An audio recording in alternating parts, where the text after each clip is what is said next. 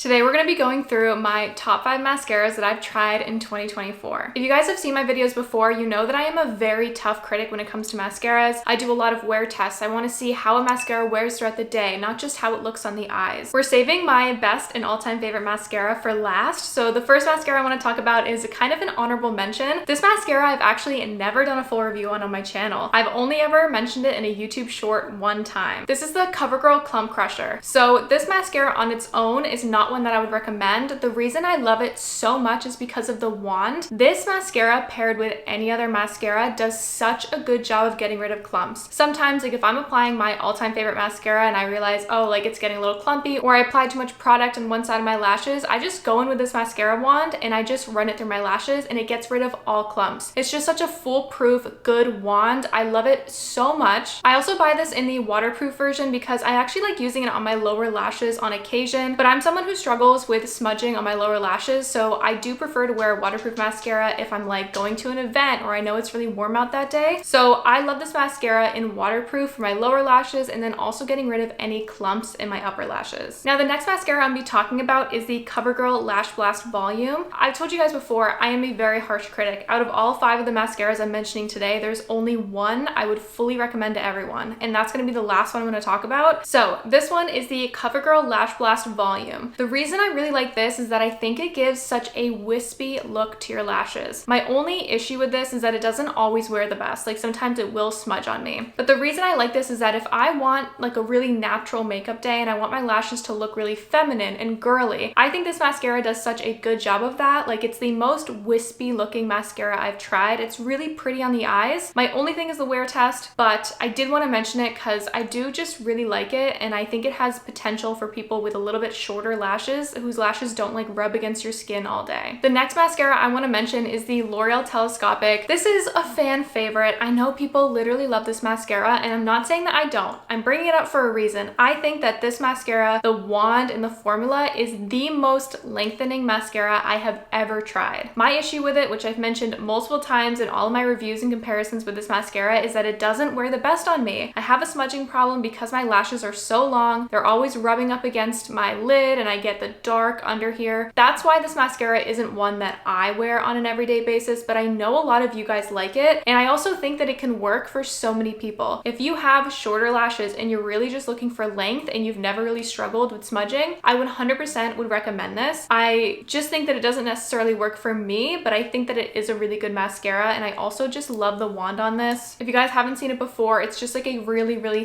thin, you can really get into the base of your lashes and add a lot of volume, and it gives that kind of really separated look. I think that it can get a little bit spidery, so you have to be careful, but this is a good mascara option from the drugstore. The second to last mascara I'm going to mention is one that I just did a comparison on. This is the Maybelline Great Lash, but in waterproof. I mentioned in that video that this was one of the better performing waterproof mascaras that I've tried. It definitely is probably not the best from the drugstore. I personally haven't tried a lot of waterproof mascaras. I do plan on in the coming year, but the reason I like this is the wand is so small and it's so good for the lower lashes. Similar to the Covergirl Clump Crusher, these are both waterproof and they have smaller wands, so they're good on your lower lashes if you do struggle with smudging. So recently what I've been doing is I take this little wand and I just apply it to my lower lashes. That's it. I let it dry and then I go in with my favorite mascara on my upper lashes. I am glad that this year I got to incorporate a new mascara into my routine. I would say though, on my lower lashes, these two are interchangeable. If I had to pick between these, I would pick the Covergirl Clump Crusher just because it's not only good on the lower lashes, but it's also, like I said, so good at getting rid of clumps. I told you guys I was saving the best for last. This is the Maybelline Sky High. This is my all-time favorite everyday mascara. Nothing has ever beat it for me. I think it has the best wear test I've ever had, like throughout the day on my channel. I do so many wear tests on so many mascaras and none have ever beat the wear test of the Sky High. It is minimal flaking, minimal smudging. In the warmer months, I will say it can smudge. I think all washable mascaras can smudge at some point, but it's the most smudge resistant that I've personally tried. It's also considered a tubing mascara, and tubing mascaras usually last longer on the eyes. My only issue is that it can be difficult to remove, especially if you're applying like a lot of coats. I'd recommend using like a waterproof makeup remover or just a really good cleanser or doing like a double cleanse. It's not impossible to get off. It's not like super hard or anything. I've heard that complaint in comments and I completely agree with it. This mascara gives you a lot of length and volume and also wears really well throughout the day. that's why it's my favorite. A lot of people ask what mascara I was using before this.